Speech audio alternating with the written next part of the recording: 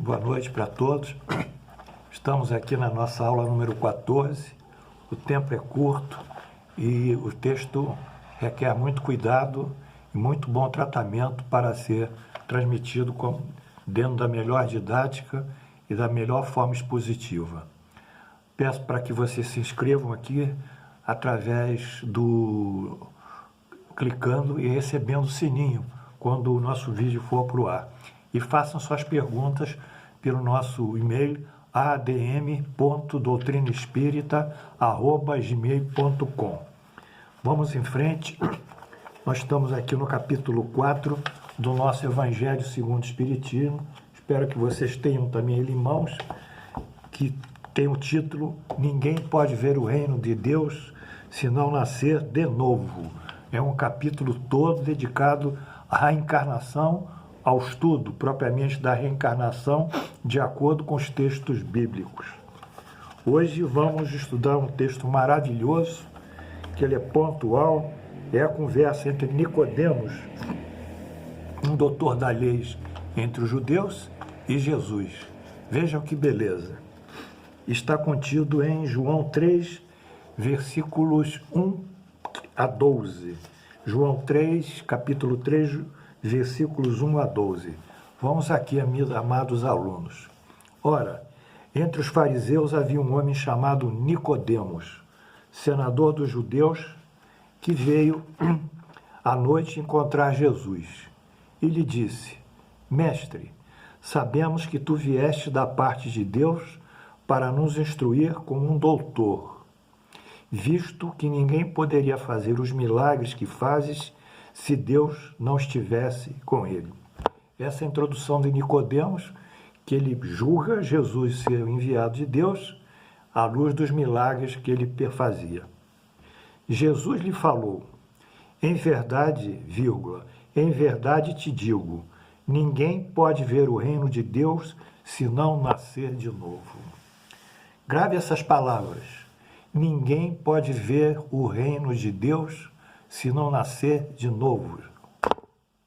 Dentro da linha filosófica do Espiritismo, nós entendemos que o processo da reencarnação, uma sucessivamente a outra, vão dando a cada etapa reencarnatória um grau maior de evolução, seja intelectual, seja moral. Ou seja, para chegar ao topo da evolução, utopicamente aqui falando, o reino de Deus, são necessários muitas e muitas encarnações.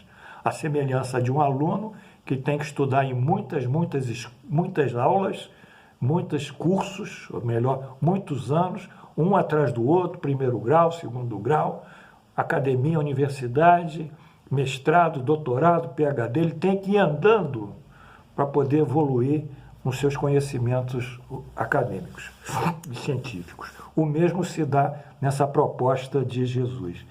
Em verdade te digo que ninguém pode ver o reino de Deus se não nascer de novo. Alguma dúvida? Há que nascer de novo. Bom, Nicodemos disse: como pode nascer um homem que é já velho? Ele pode entrar no ventre da sua mãe para nascer uma segunda vez? Quer dizer, coitado Nicodemos, ele achava que o renascimento seria nova gestação no ventre da mãe. Jesus lhe respondeu: em verdade te digo, que se um homem não renasce da água e do Espírito, ele não pode entrar no reino de Deus. O que nasceu da carne é carne, o que nasceu do Espírito é o Espírito. Vamos ver o significado se o homem não renasce primeiro da água.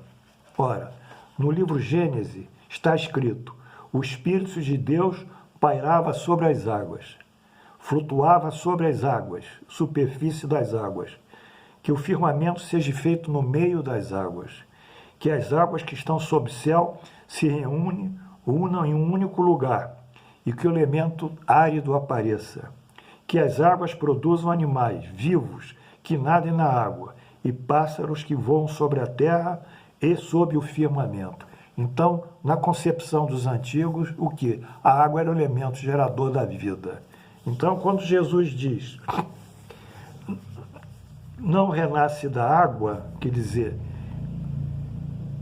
não há o elemento biológico gerador da vida, o homem não pode encarnar. E do espírito. Bom, o espírito, ele vai completar. O espírito nada tem a ver com a água, porque o espírito sopra onde quer e ouves a sua voz, mas tu não sabes de onde ele vem nem para onde vai. O mesmo ocorre com todo homem que é nascido do Espírito. Ou seja, o Espírito é algo criado por Deus, não se sabe a origem da criação, não se sabe a movimentação específica dele, enfim, não se tem origem e a sua movimentação é diferente. Mas o homem tem que nascer da carne, criado pela biologia, aqui no elemento água, segundo o texto antigo, e nascer do espírito, ou seja, o homem é carne e espírito, não é? Que o anima. E continua Nicodemos. Como isso pode acontecer? Ele não vai entender. E Jesus lhe diz: és mestre em Israel? Ignora essas coisas? Em verdade, eu te digo, que só dissemos aquilo que sabemos e só damos testemunho do que vimos.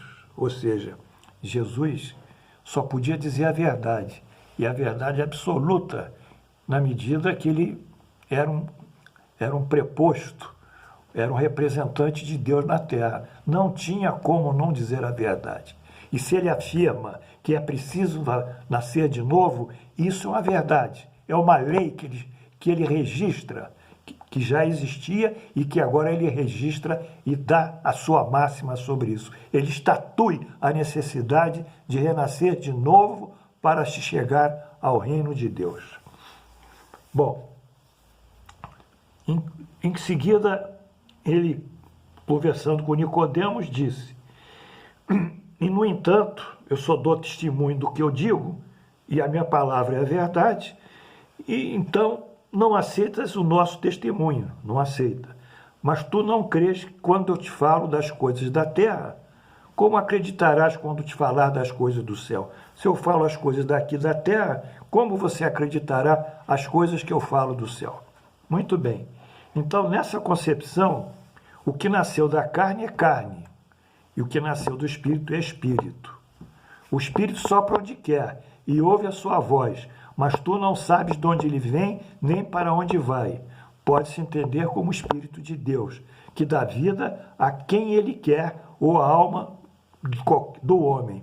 Nessa acepção, tu não sabes de onde ele vem nem por onde vai, significa que não se conhece o Espírito, o que o Espírito foi, nem o que ele será.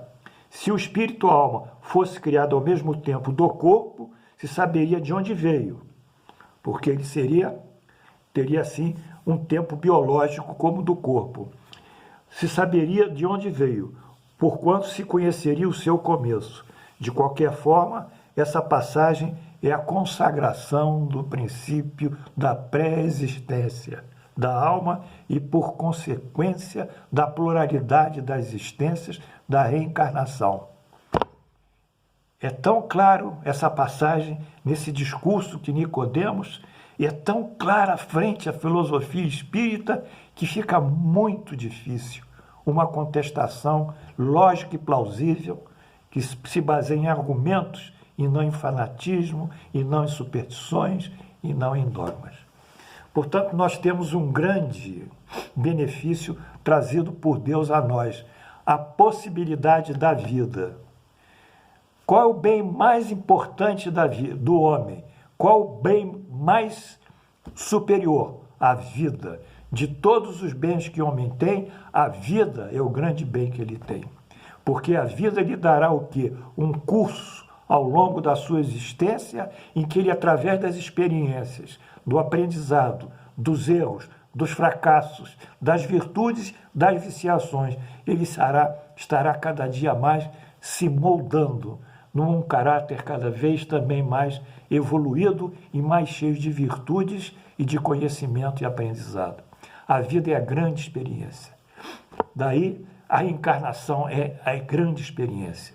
Saiamos desse polo que muitos espíritas têm de dizer que a encarnação é um castigo, é uma punição, porque o indivíduo vem para sofrer, vem para expiar, vem para passar por provações, por dores.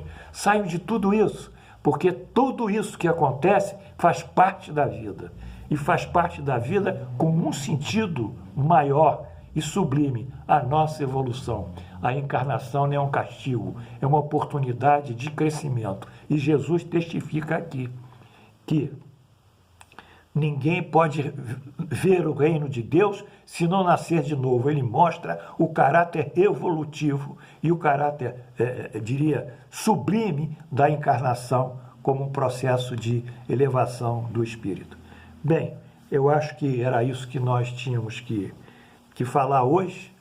Tem aqui um texto muito curto, mas eu não sei se eu vou conseguir avançar. De toda forma, gravem bem essa passagem de Nicodemos, que ela é definitiva sobre o processo da reencarnação. Eu agradeço a vocês, espero que tenham tido um bom aprendizado nesse trabalho de hoje e desejo uma boa noite e peço mais uma vez, meus alunos, fiquem calmos, calma, tudo vai passar. Nós temos que passar por isso. Tudo isso faz parte da vida. Preste atenção, a pandemia, a doença, a cura, o agravo, a morte, a vida fazem parte de todo o cenário nosso. Nada nos surpreende, nada é inesperado, nada é ilógico, nada foge dos princípios da lei divina.